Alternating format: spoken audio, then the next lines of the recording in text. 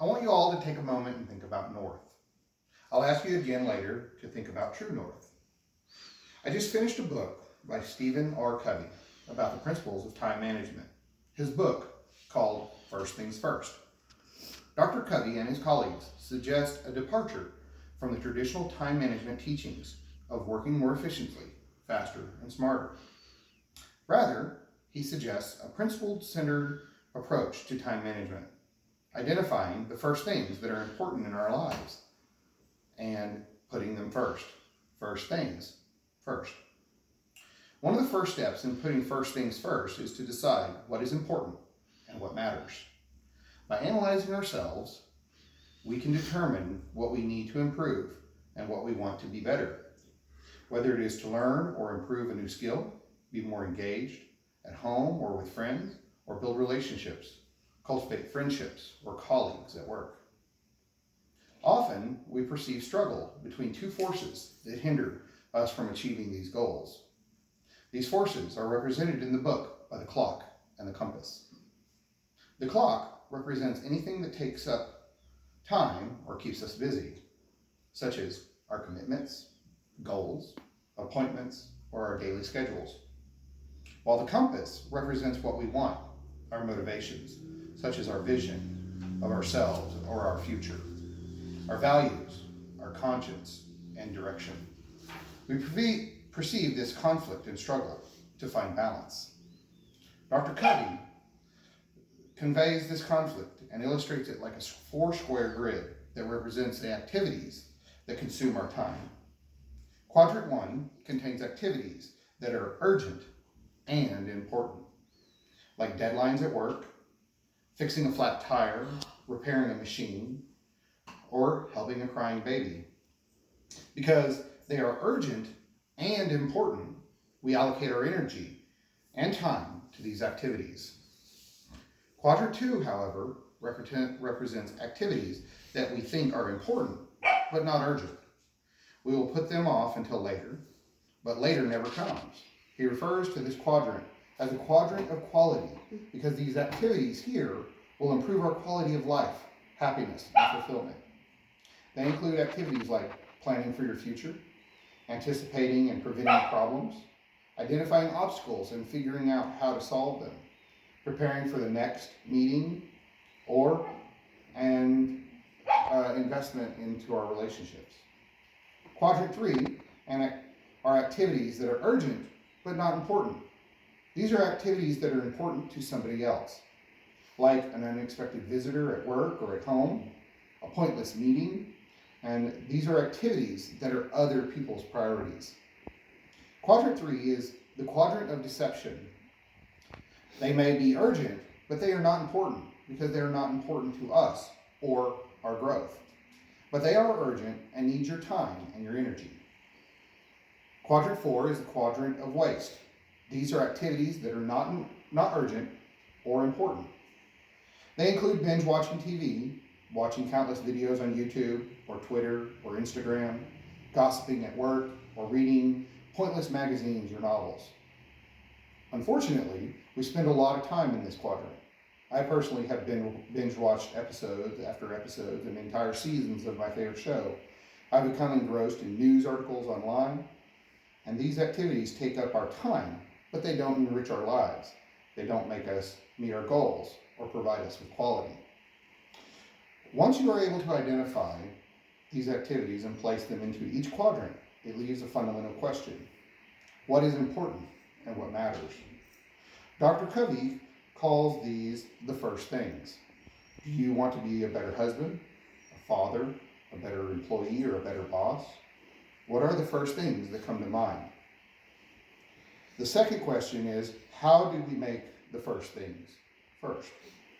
Dr. Covey suggests to focus on 3 important characteristics to putting first things first. They should fulfill the 4 human needs and capacities. They should be guided by true north principles, and they should include the capacities of the 4 human endowments. Fulfillment of needs and capacities to live, to love, to learn, and to leave a legacy. This represents the principles of fulfilling the needs and capacities.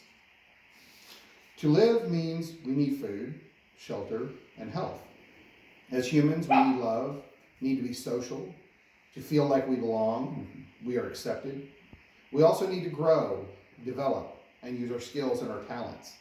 And finally, we want to leave a legacy. We want to add value, find meaning, and to have purpose in our lives. We have jobs to keep a roof over our head. We have friends, family, and loved ones we surround ourselves with. And we have interest, and we are curious and want to be better. I want to make a mark and not just exist. I don't want to be an endless cog. Now, close your eyes and think about north. What do you think about true north means? Dr. Covey describes true north as a metaphor for natural laws that affect nature and even society. They are the natural laws and processes that govern our world. They even govern our society and us. They are cause and effect. Dr. Covey uses a farm as an example of these principles. We readily accept the laws of nature in the context of physics, but not so in human behavior. Like on a farm, shortcuts don't work. You can't expect to plant your crop if you don't plow the field and water the seed. Waiting until the last moment and expecting to succeed doesn't work either. Being successful, like growing crops, takes work. Building your character and improving your health doesn't happen overnight. Putting first things first should include fulfilling the 4 human endowments. They are the self-awareness, our conscience, creative imagination, and independent will.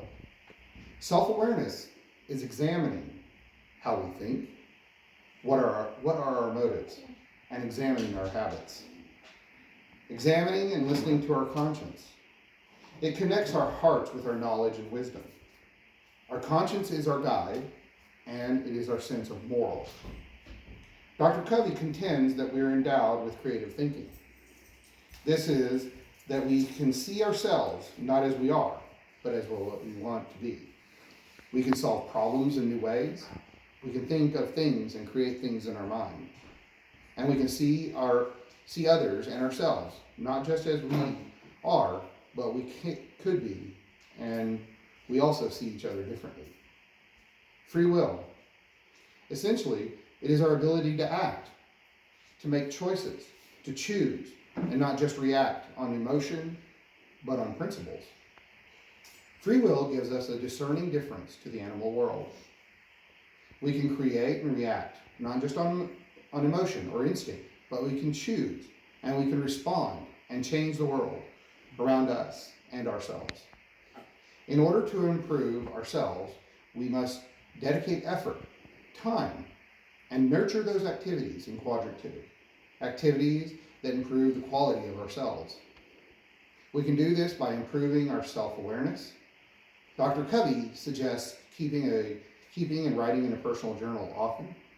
We can reflect on ourselves and gain perspective. We can write a personal mission statement, create goals for ourselves, and stick to it.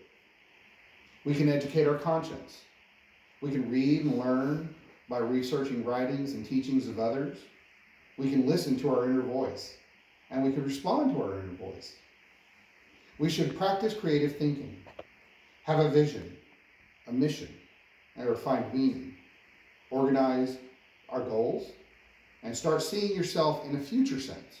Imagine the steps that you need to take to achieve these goals. Finally, exercise independent will. Make and keep promises to yourselves and to others. Build integrity, and always start small. By identifying the activities that we do every day and placing them in each quadrant, we can discover that we have time to dedicate to improve ourselves.